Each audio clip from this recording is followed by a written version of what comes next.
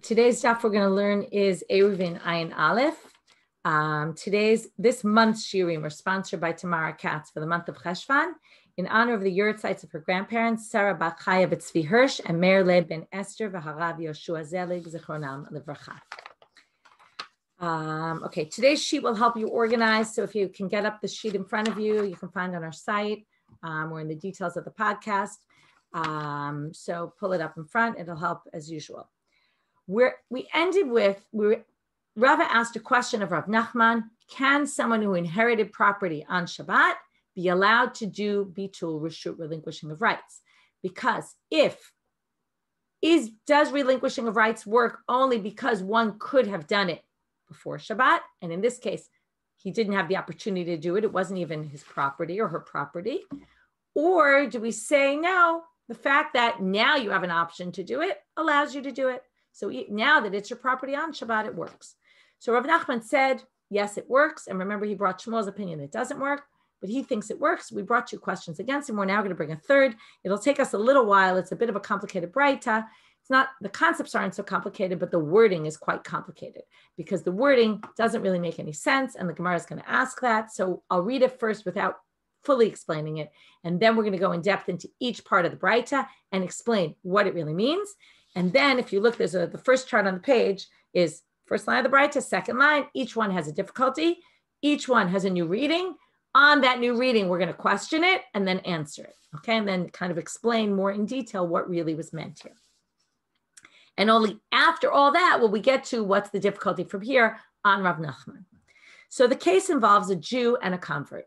What's unique about a convert? A convert, when a convert dies, if you remember, if a convert has no one to inherit, all of the convert's property becomes hefker, meaning free for all. Anyone can come and acquire it. So we have a case where we're going to have two cases, one where the ger died before Shabbat and one where the ger died on Shabbat, right? Ger being convert. So tashma, come and learn from here. Tashma is a term, I've mentioned this before, I'll mention it again. It's a term that's used to introduce some other source. It doesn't really tell you whether it's Tanaitic or Amoraitic. It happens to be a Tanaitic source, but doesn't really tell you, right? Certain words are key words that you know they're quoting a Braita or a Mishnah or something from the Tanaitic time period. And some words indicate there's a question, there's an answer, this or a proof. This word doesn't indicate anything. It's just for whatever reason we're bringing this source. In our case, it happens to be a continuation of questions on Rav Nachman. So it's bringing in the source to knock out Rav Nachman's approach. Yisrael v'ger shruyim b'megura achat. They both live in a storage house. Okay, that's the way Rashi describes it. 2 lines from the bottom in Rashi, he says in Dibor Matchil Megura, Goren hu v'chaluk b'chadarim. It's a goren, it's a storehouse, and it had separate rooms in it. Okay, people lived in it. Each one's opened into the courtyard. Because of that, osrim ze al ze. Okay, they forbade each to. Mainly that means they can't carry. Umeit germi ba'od yom. The convert dies from before Shabbat.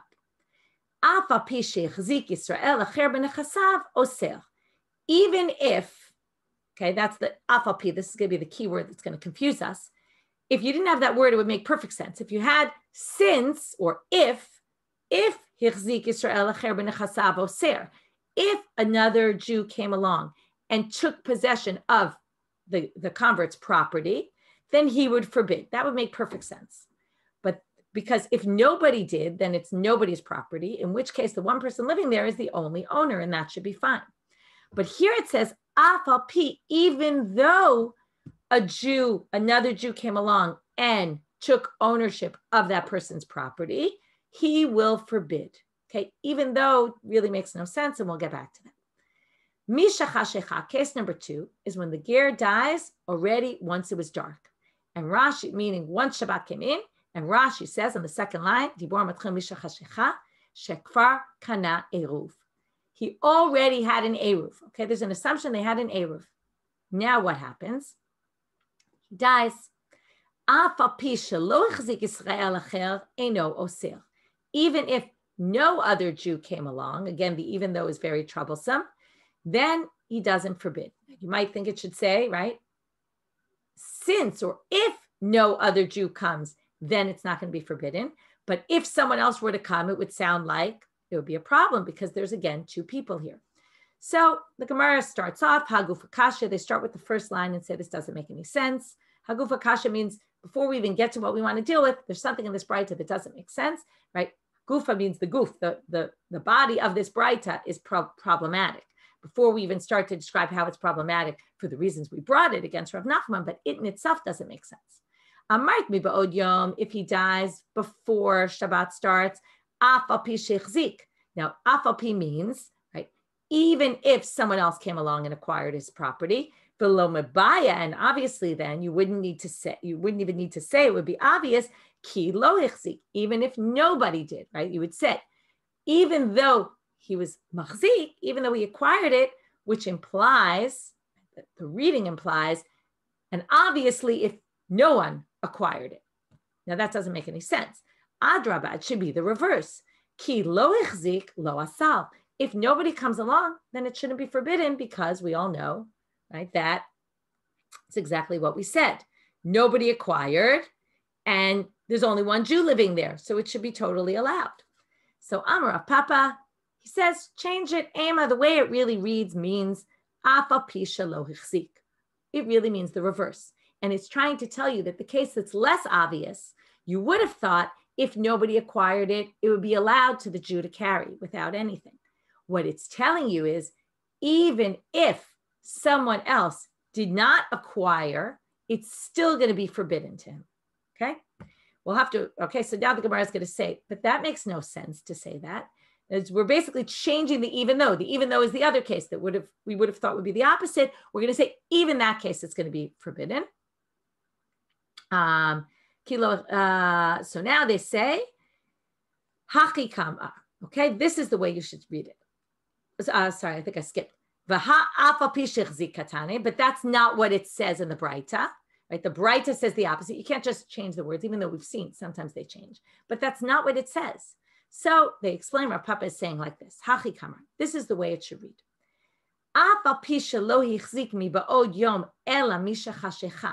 It's not the afal pisha lo hichzik, even though he didn't acquire, and all the more so if someone did acquire. No, that's not what we're saying. We're saying, it was afal pisha hichzik, and then, right, even if lo hichzik. It's afal pisha lo hichzik Israel.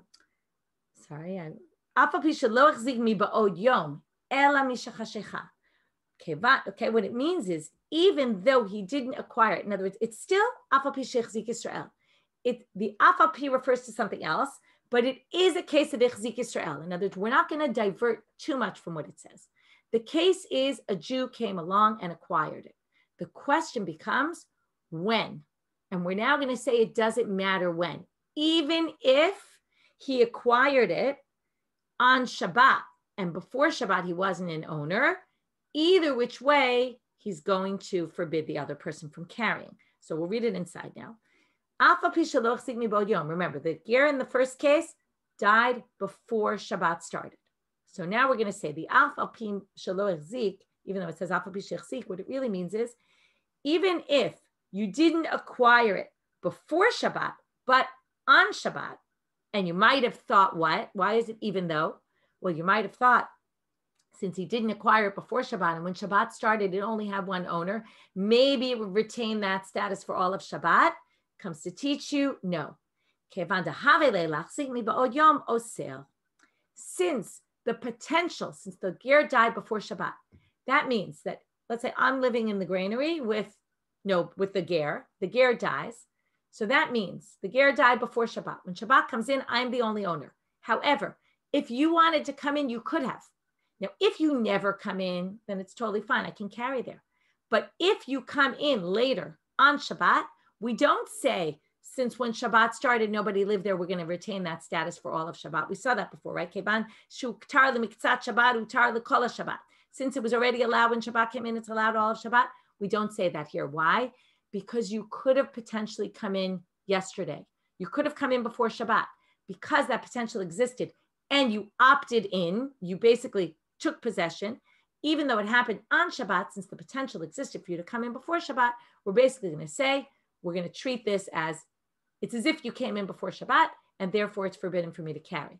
Again, it's only going to be forbidden if someone actually comes and is machzik.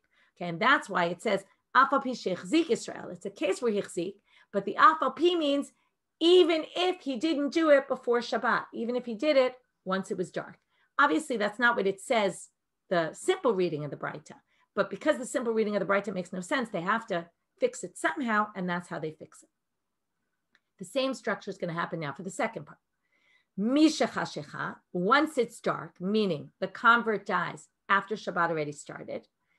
And we said there was an Eruv when Shabbat started. It's just that once he dies, he's no longer part of the Eruv. And if somebody else takes possession, they can't opt into his Eruv, right? This is interesting. You can't just, if you inherit, right? You can't just, according to this, you can't just opt into, well, it's a little different, the inheritance here than a regular inheritance. But here you took over someone's possessions. You can't just opt in also to their Eruv. You have to make a new Eruv. So if the person died, Misha Chashecha, where you had no option to do an Eruv, Afa Pisha Lo Echzik Israel Acher Eno Osel. Sorry, I read the wrong line. 1 second. No, that is the right line. So now they question, again, that was just the quote from the Braita. Even though no Jew comes, he's not going to forbid. Now, again, that makes no sense. The language sounds like, even though nobody came along, it's going to be permitted, which means, and obviously, if someone came and took possession, but that's obviously adrabah, it should be the reverse.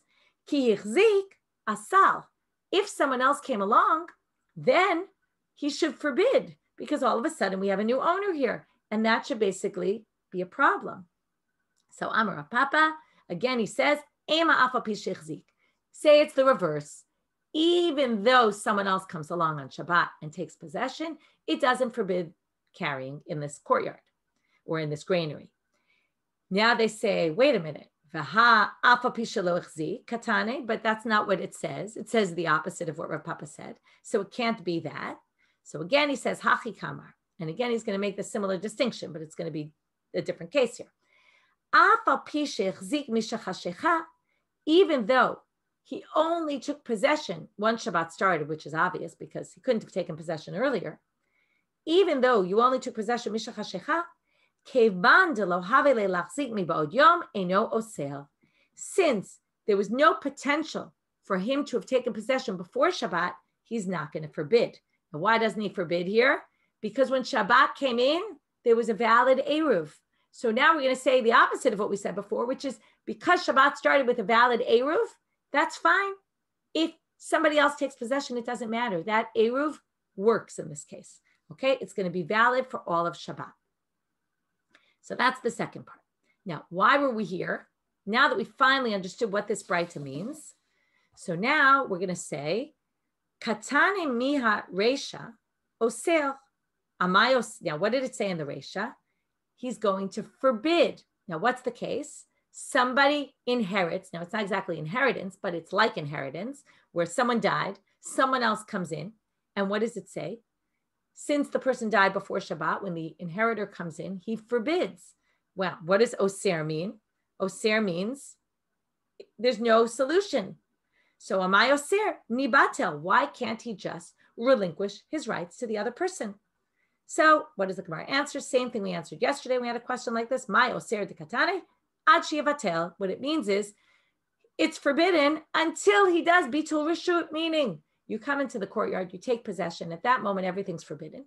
But you can relinquish your rights if you want. But you have to do what it means is really, if you want to carry here, you have to relinquish your rights. If you don't relinquish your rights, it's not going to work without relinquishing of rights. Relinquishing of rights is necessary.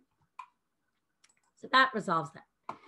Now we're going to have a different resolution. Okay, instead of saying that, Rabbi Yochanan's going to say you really could say that it really means oser. And bitul reshut doesn't work in that case. Again, what's the case? The person comes in and takes possession once it's already Shabbat. So Rabbi Yochanan Amar matnitim mane. Okay, it's not actually matnitim. Matnitim means Mishnah. Here, some people change the girsa. It should be matniata, which means the Braita. Braita mane, Beit Shammai. Oh, we could just say the Braita holds by Beit Shammai. And then it doesn't, right? When you have a Braita, it doesn't work with what you want to say or what an Amora says. Either you reword the Braita to match, which is what Rav Papa did, Or you can say that Braita is authored by someone who we don't hold by, and that doesn't make a difference then. In other words, we can say the Braita is valid, but my opinion is valid because it goes against that opinion because we don't hold by that opinion. What opinion is that? Beit Shammai in our Mishnah. And now we're finally going to understand the Machloket Beit Shammai Beit Hillel. Beit Shammai hi da'amre ein bitul reshut b'Shabbat. If you remember, Beit Shammai said you can't do bitul reshut on Shabbat. If so, when can you do it? We're going to see right now, as we saw in the Mishnah. Ditnan, as it says in our Mishnah, me matai notnim reshut. From when can one relinquish rights, or at what point can one relinquish rights? Not only from when, but until when? Beit Shammai omrim ba'od yom. According to Beit Shammai, relinquishing of rights only works before Shabbat. Ubeit Hillel omrim mishetachshach. Beit Hillel says even on Shabbat one can relinquish rights, and really that's when people do it, is on Shabbat, according to Beit Hillel. So now we're going to try to understand what the reason of Beit Shammai is, or Beit Hillel. In other words, what's the machloket about? So Amar Ula, my time at Beit Hillel, it's interesting. They think Beit Shammai makes the most sense, which is interesting because Beit Shammai means basically everything has to be dealt with before Shabbat, which makes sense in everything we've learned until now. Makes a lot more sense. So why does Beit Hillel work? So according to Ula, he says, my time at Beit Hillel, na'aseh ke'omer kalech etzel yafot. To understand what this means, we have to understand some background. This is a totally different case, has nothing to do with our case. But you'll see the connection in a minute. If I ask you, or maybe 3 minutes, take me a few minutes to explain. I ask you to take Trumot and Masrot for me. Okay, I want you to take my produce and actually the Trumot. I want you to give the Trumot to the Kohen. There you can choose whatever, it's probably Masrot also. You can choose, I could choose which fruits I want to give. I can't take Ra'ot al Yafot. We've learned this before. You can't take your bad, rotten fruits and give that to the Kohen and say, here, take my bad fruits. But you could take your average fruits or you could take your nicest fruits. You could decide. If I ask you, and I don't tell you what I want, but I ask you take Trumot and give it to the Kohen, and you take nice fruits of mine. Okay, I'm not going to say how nice they are yet. You take nice fruits and you give them to the Kohen. I come along and I say, couldn't you have chosen nicer ones? Now, that could be explained in two different ways. And this is a classic example. It's always fascinating when the Gemara does this. What did I mean by what I said? Right? When we say things, so actions are always easier to know, oh, well, I did something, either I did it or I didn't do it. Yes, sometimes we have to factor intent into it, but words are much more complicated because words can mean itself and the opposite. I could mean, why didn't you take nicer fruits? I have nicer ones. I prefer you give the nicer ones to the Kohen. Or it could mean, why don't you take nicer fruits as what? You took my nicest fruits and you gave them to the Kohen? No way did I want you to do that. Now, since you're my messenger, you have to do things the way I wanted.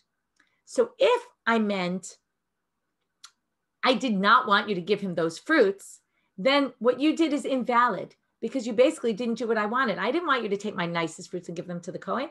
So basically the truma is invalid. All my produce now goes back to being tevel, basically untithed produce. I probably have to get them back somehow, right? It would be a big mess. But if I meant, oh, wow, you should have given him nicer stuff, but you gave him average stuff, well, then it's fine because it's still truma. I was happy that you gave him truma. Yes, it's true. I would have preferred you given him something nicer, but it doesn't mean I didn't like what you did at all. It's not like I think you shouldn't have. So basically, that's what it means, kalech etzel yafot. So now we're going to say, so how do we know? How do we know what I did? So we check. If I really have nicer fruits than that, that's why I said, I didn't say exactly which fruits you took. Okay. If I really have nicer fruits, by the way, fruits in the Gemara doesn't always mean fruits. It could mean produce, often means produce like wheat and that kind of thing. So if you actually took my nicest stuff, then we assume what I meant was no way. But if I have nicer fruits than that, nicer produce, then we assume that I really meant, why didn't you take the nicer stuff? Because if you didn't take my nicest stuff, then I obviously wouldn't have been upset with you because you took my average. So we look at what I have and then we determine based on that. How does that affect here? Because what Beit Hillel says is, when I relinquish my rights on Shabbat, it's because this is what we call in Hebrew, Giloi Da'at. I'm basically doing what I really meant to do before Shabbat. I'm showing by saying I relinquished my rights to you is that I really wanted to join the Eruvin Erev Shabbat. But for whatever reason, I was busy with my preparations. I couldn't find any food in my house. I was worried I was going to run out of food on Shabbat. I don't know what, but For whatever reason, I didn't do it on Friday, but obviously I wanted to do it on Friday. So when I relinquished my rights on Shabbat, we allow me to, because it's not that I didn't want to join the Eruv. If I really didn't want to join the Eruv before Shabbat, it would be a problem. But it's showing what I really meant. Okay, so that's why it's different from Kalech Etzel Yafot, but it's got that similar element of something happening later, which indicates what I meant earlier. So Abaye doesn't like this reason of Ula. He says, Amar Abaye, Meit nochri b'Shabbat my Kalech Etzel Yafot ika. But sometimes Bitul Reshut works, even though I couldn't have done it before Shabbat. So you can't, like, for example, if we're living with a Gentile in a courtyard, and the Gentile doesn't want to rent us the space, and the Gentile dies on Shabbat, what did we say? We can all relinquish our rights to one of the people in the courtyard to allow carrying. So in that case, there's no kalech etzel yafot, meaning it's just a catchphrase for there's no giloi dad on what I wanted to do when Shabbat started, because I couldn't have done an Eruv before Shabbat. So therefore, you can't use that logic because sometimes it doesn't work. So therefore, he rejects Abaye. He rejects Ula's explanation. Abaye rejects Ula. And therefore, he says, Elahacha b'may kamiflage. And you would have wished that when we started learning about Bitul Reshut, they brought this up, because this explains really by what mechanism Bitul Reshut works. And we're going to see it's a machloka Beit Shammai Beit Hillel, and that affects whether or not you could do it on Shabbat. To Beit Shammai Savre, Bitul Reshut mikne reshutahu, mikne reshuta b'Shabbat asur. Beit Shammai holds, when I relinquish my rights to you, I'm basically selling you rights to my house. Now, I can't sell anything on Shabbat, so therefore, can't do it on Shabbat. It's relinquishing my rights. It's basically giving everyone else in the courtyard rights to my house. Beit Hillel Savre, istiluke reshuta ba'almahu. Istiluke reshuta b'Shabbat, shapir dame. I'm not giving you my rights. I'm just removing my own rights. I'm kind of erasing myself. I'm saying, oh, I don't belong here. Right? I'm not the owner. I'm not the owner doesn't mean you're the owner necessarily. It just means it's ownerless, which means that I'm not forbidding anybody else. To say, I don't want to be the owner, I can do that on Shabbat. I'm not selling anyone rights. I'm not doing anything halachically problematic. So Beit Hillel views Bitul Reshut in a different light than Beit Shammai, which is why he allows it on Shabbat and Beit Shammai doesn't, because Beit Shammai views it really as a kinyan. I'm giving you rights to my courtyard. And maybe my house, depending on how you say it. That was a whole machloket. Okay, now we're moving on to a different case, which in the Gemara, it'll be a little bit more clear what the case is. There'll be a bit of a debate about it, but I'll try to explain it kind of simply, and then we'll see the differences. There's two opinions in this Mishnah, but the Gemara is going to quote a third opinion. Baal habayit shayash shutaf lishchinav lezeh b'yayin ulezeh b'yayin. Okay, so what does this mean? We happen to have a partnership. Rashi says, if you look at the first Rashi on the Mishnah, shayash shutafim shchinav, shebemavoy l'shem shutfut, I have to read it better, shayash shutaf im shchinav shebemavoy. Okay, meaning, I was partners with people that shared an alley with me. L'shem shutfut ba'alma v'lo l'shem shituf. We had a business partnership. We didn't have it wasn't a shituf for shituf mavo'ot, that we wanted to join our alleys. No, our courtyards within the alley. No, it was a partnership, a business partnership. But our business partnership was that we share wine. Okay, we have a shared part in wine. So now, if I have some neighbors that I had a shared partnership with in wine, and I had other neighbors in the courtyard, it's unclear, is it the courtyard or is it within the right? It's probably within the mavoy. Okay, we share the same mavoy. I had a partnership with another, like let's assume there's 3 courtyards. So again, A, B, C, remember we had a case of A, B, and C. We're going to come back to that one soon. So I had shared wine with A, and I had shared wine with C, and I'm in courtyard B. Einan tzrichin la'arev. So it sounds like from the pshat here, nobody needs to do an eruv, meaning because what's the whole idea of eruv? Eruv is for shituv avot, you put food down together. So if I have food with you and I have food with you, even though I didn't put it for the purposes of eruv, since I have a shared partnership with both of you, we don't need an eruv. But lezeh b'yayin ulezeh b'shemen tzrichin la'arev. But if I have with one of you wine and a different one oil, then we need an eruv. Okay, we'll get into all the details why in the Gemara.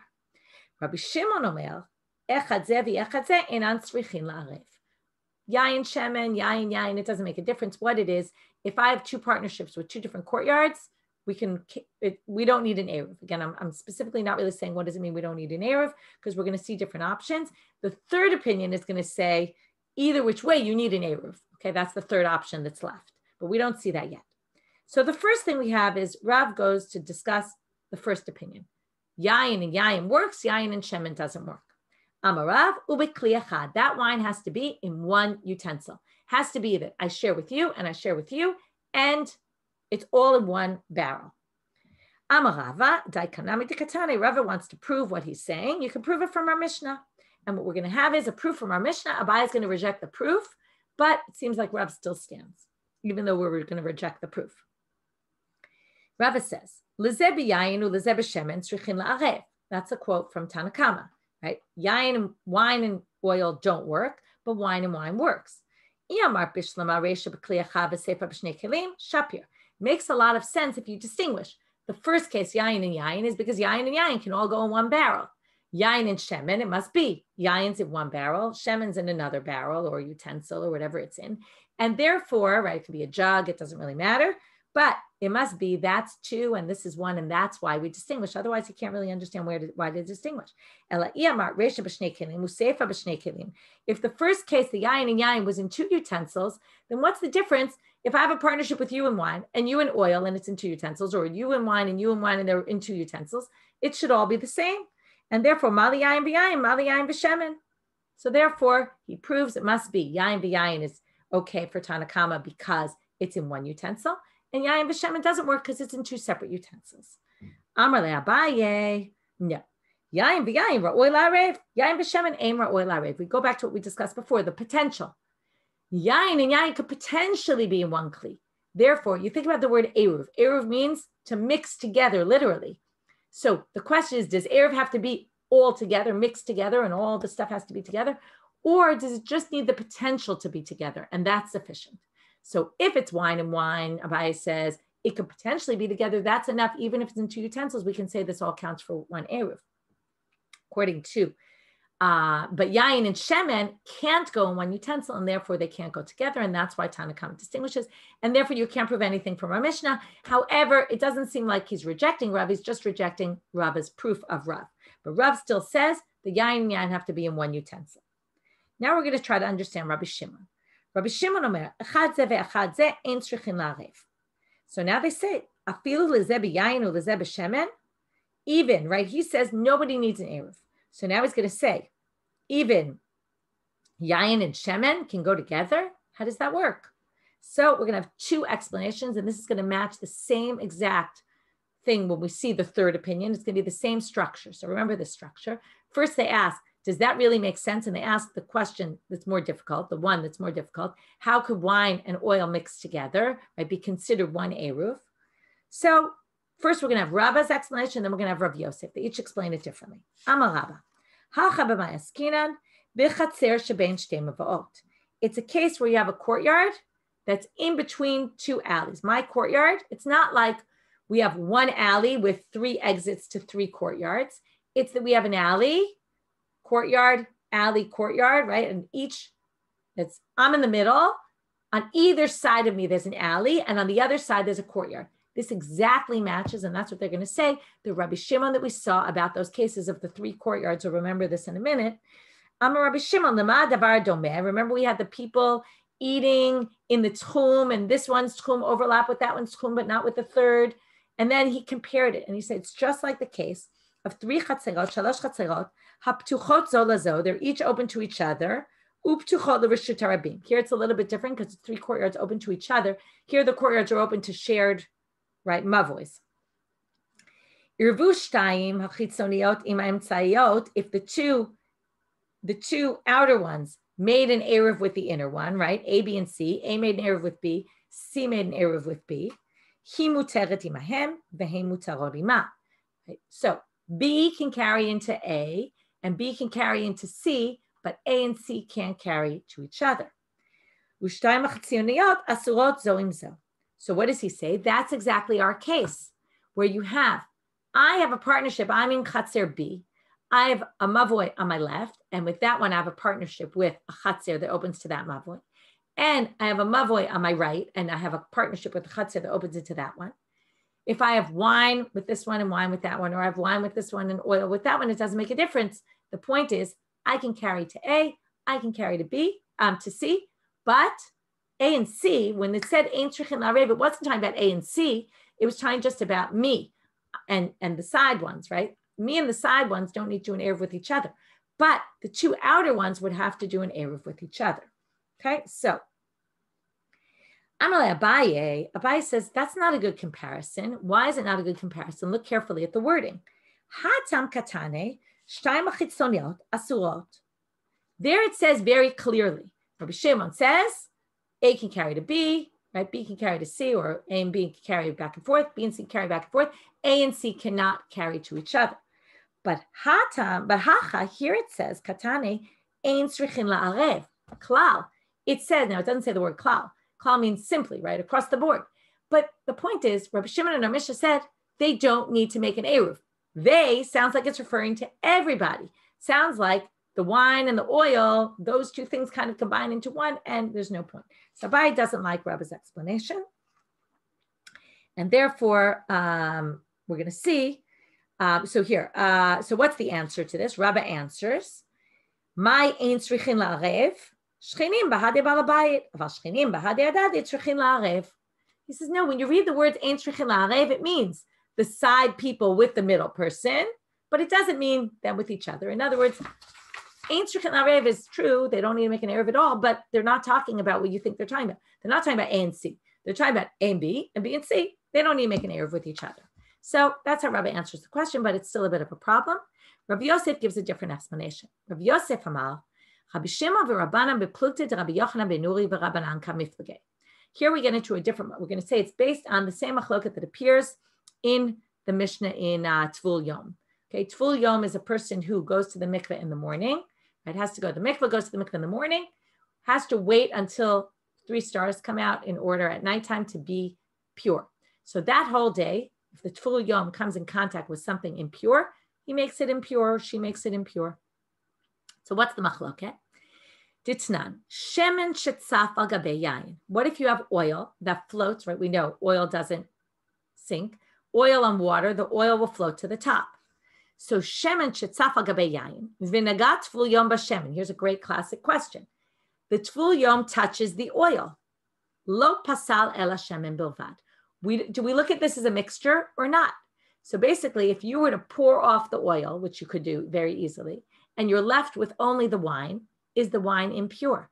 So Tanakama says no, because why? Wine and oil don't mix. Because they don't mix, we're going to view these as 2 separate things. Now, how's that going to work in with our case? If I have a partnership with one in wine and a partnership with the other in oil, let's say even if they're in the same utensil, these are viewed as 2 separate things because it's separate. Okay, that would match Tanakama. Rabbi Yochanan ben Nuri Omer, Shnehem chiburin ze lazeh. These are considered one unit, which means if you touch one, the other becomes impure also. And therefore, same thing would be, right, Rabbi Shimon. If you have wine with one and oil with the other and you put them together, that's all one unit. They're considered one item, which means that now you have shutfut together with everybody and then you don't need an eruv. So Rabbanan ki Rabbanan, Rabbi Shimon ki Rabbi Yochanan ben Nuri. Okay, that's so far what we have. So that was all an explanation, 2 explanations of Rabbi Shimon's opinion, which again makes a very big difference, the halacha, because according to the first opinion, Rabba's opinion, the 2 outer ones can't carry. They need an eruv. According to the second opinion, they can, okay, because it's a different situation. Tanya Rabbi Elazar ben Tadai Omer. Here now we get a braita where a third opinion is brought. Doesn't matter whether you have wine with both or oil with both, you need to do an eruv. So here comes the question that was exactly the flip of the question of Rabbi Shimon. Even if it's wine with them and wine with them. So Amar Rabba, again, we're going to have Rabba and Rav Yosef's explanation. Rabba is going to say the machloket is based on breira. Remember breira? We've seen this many times. Breira means, can we have retroactive designation? In order for something to work for an eruv, it has to be designated specifically as yours. If you bring something into the eruv, it has to be something that we could say, you brought this into the eruv, and we can specify exactly this. So the machloket has to do with breira. How so? Amar Rabba. Ze ba b'legino v'shafach, v'ze ba b'legino v'shafach. Each one came, what does it mean we have shutfut? So we filled up all of the wine in a barrel, okay? I have a barrel in my possession. I put in half, let's say, because I have shutfut with each half. So let's say I put in half the wine. People from courtyard A came in and poured a quarter, filled up the barrel a quarter of the way. People in courtyard C filled up a barrel a quarter of the way. That's a great Eruv. That's classic. Everybody gives a designated part to the Eruv. That works, okay? So kulei amalo pligi to have Eruv. Even according to Rabbi Elazar ben Tadai, this would work. Ki plige, when's their machloket? Kigon shelachu chavit shel yain b'shutfut. What if everyone just put money down and we purchased a barrel together? I split half with you and I split half with you, okay, with the other. Rabbi Elazar ben Tadai savar ein brera. Now, who's going to get what share? At the end, what are we going to do, right? Let's say we want the wine to sit for a long time and, age. So we let it age. And then I pour a quarter. The first quarter goes to you. The second quarter goes to you. I'm left with the last half. If we say brera, then retroactively, we could say this, whatever I end up with was designated retroactively as mine. Whatever you ended up with was yours. Whatever the third courtyard ended up with was theirs. Then you can say we each had a designated share in the Eruv. But if you hold ein brera, that it's only once we take it, it works, but until there, it's not designated as anybody's, then you can't use this for Eruv because nobody had something designated specifically as their own. So therefore, we're going to say Rabbi Elazar ben Tadai savar ein brera, and that's why he holds even yayin and yayin don't work. The Rabbanan savre yesh brera, but the rabbis hold there is brera, and that's why it works. So that's Rabbah. It all has to do with brera. This is a classic where we want to connect a machloket that exists and we don't know what it's about, connect it to some machloket that exists elsewhere and say that they each side with a different side. Rav Yosef Amar, Rabbi Elazar ben Tadai, Rabbanan b'somchim al shituf b'mkom eruv kamiflagei. Their argument is about something else. Now, we've talked before, we have to do some background. This is good again to review. Eruv chatzerot, what does that allow? We have Eruv chatzerot and we have shituf mevot. Eruv chatzerot allows us, if let's say, right, it allows, number one, if I do an Eruv in my courtyard, it allows me to carry from my house to my courtyard. Right? It allows all carrying within the courtyard. We can carry also in the courtyard. If I do Eruv chatzerot between a number of courtyards, that means we can carry between our courtyards. Shituf mevo'ot is when we have a shared alley. We're a bunch of courtyards that open into a shared alley, and we make an Eruv that we can each carry. Now, this is the tricky part. Really, it allows us to carry into the shared alleyway. So I can take objects from my courtyard and bring it into the shared alleyway. But let's say there's 3 courtyards that open up into each other and they each open up into the mavoi. So if we do shituf mavot, but we didn't do Eruv chatzerot between the 3 of us, so that means we can each carry into the alley. Now, the question is, can we also carry into the next door courtyard? Because once we share the alley, theoretically, maybe we can carry into the courtyards also.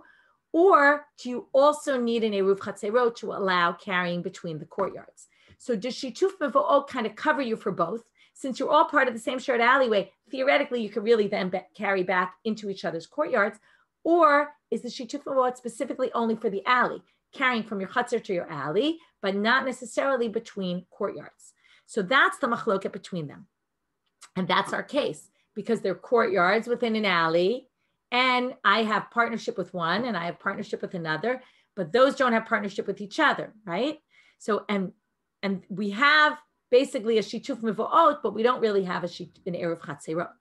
So Rav Yosef says, Rabbi Elazar ben Tadai Rabbanan are arguing about specifically this topic. Are we somchim al shituf mevo'ot bimkom Eruv, meaning it can replace Eruv? We don't need Eruv chatzerot if we have shituf mevo'ot. That's the question. Can we or not?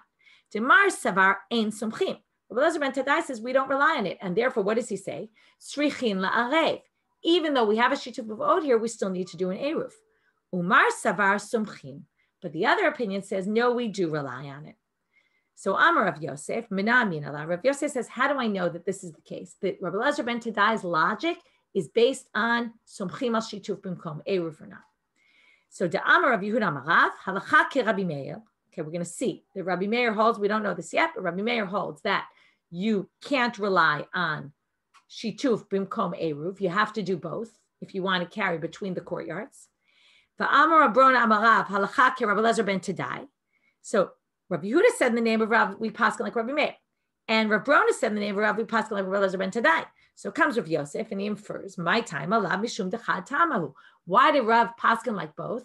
It must be because they're based on the same logic. Again, we're trying to connect it to some other machloket that's known to us. So Amarle Abaye, that makes no sense, Abaye says. Ichad tama tarte hilchatalamali. You see, Abaye doesn't pick favorites. Before he was questioning Rav, and now he's questioning Rav Yosef. He says if it's all part of the same reason and logic, you wouldn't need to say Rav holds like this and Rav holds like this, even though it was different rabbis that quoted it in Rav's name, but still, it sounds like Rav himself said, we paskin like Rabbi Meir, and Rav himself said, we paskin like Rabbi Eliezer ben Tadai. You wouldn't need to say that if it's all based on the same logic. So now they're going to answer, Rav Yosef is going to answer why you would need to say that.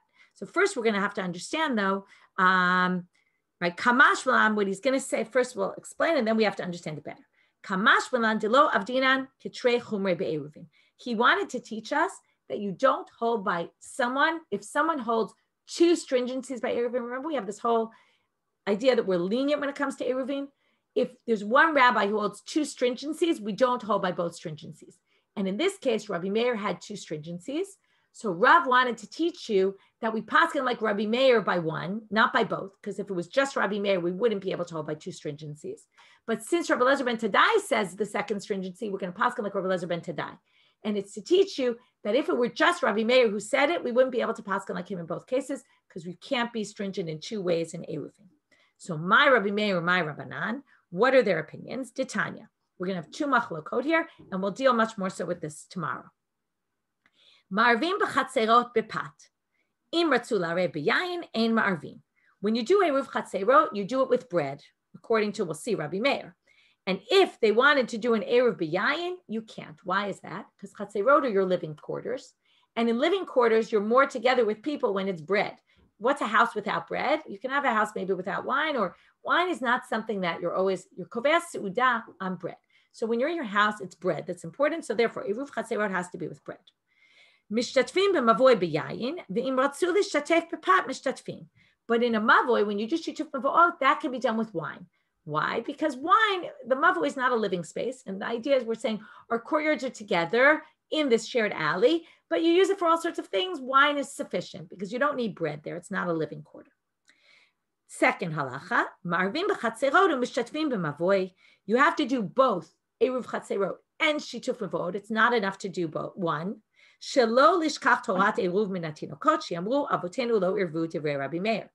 Rabbi Meir says, theoretically, shituf mavoy could cover your chatzerot, but we don't do that because we're worried if you don't do eruv chatzerot, the children won't realize that you're doing it because of the shituf mavoy, and they'll say, oh, we never do eruv, and they'll forget about eruv entirely.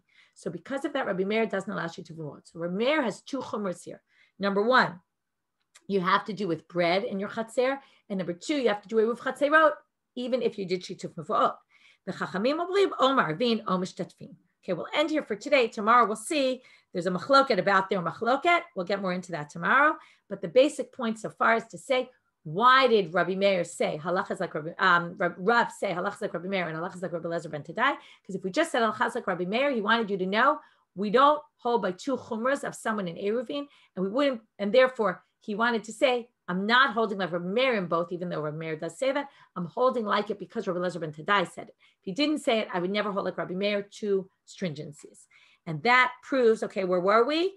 Rav Yosef's approach that how do I know Rabbi Eliezer ben Tadai is based on this concept of shituf mavot needing also eruv chatzerot? Because he and Rabbi Meir, that's why Rav Paskin like both, because they say the same thing. Okay, we'll end here for today. And like I said, we'll pick up tomorrow. Chodesh Tov to everybody.